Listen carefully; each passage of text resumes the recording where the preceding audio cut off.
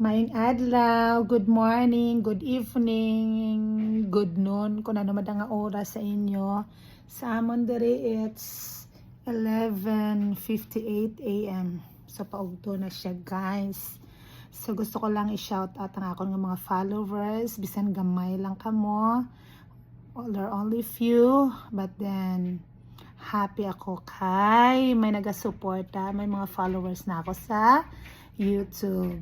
So simple lang ang buhay namon diri nga mga taga-isla, where came from Guimaras Island sa Philippines. Sa mga wala pa nakabalo, sa ako mga followers, so isla girl gid kami. Nag-adto kami diri sa US.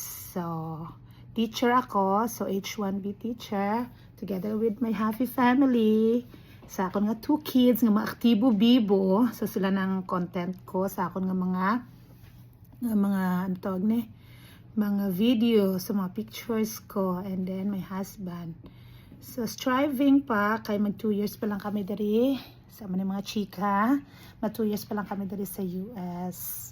Pero na-enjoy na namon ang amon nga life diri kay so far wala gid kami ginpabayaan sang Ginoo. So it means well provided kami ni God. So in case nga may mga striving teacher kita sa Pilipinas, it's not easy, pero remember, hindi kita pag dalon sa Ginoo diri kun pabayaan lang naman kita. So meaning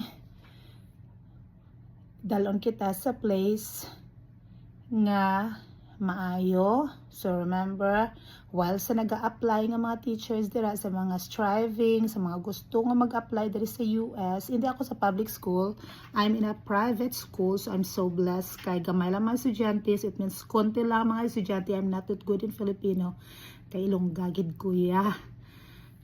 So maayo siya compare sa Philippines. Siyempre hindi ta pwede nga ma-compare man sa Philippines. So what I mean is, gamay lang ang ratio sa classroom.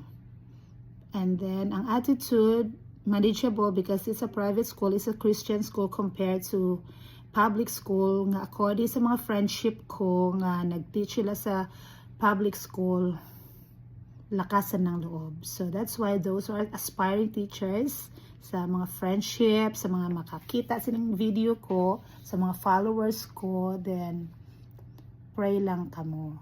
And kaya nyo, ang mental health nyo, alagaan nyo. So sa school, well provide naman kami ng school mula sa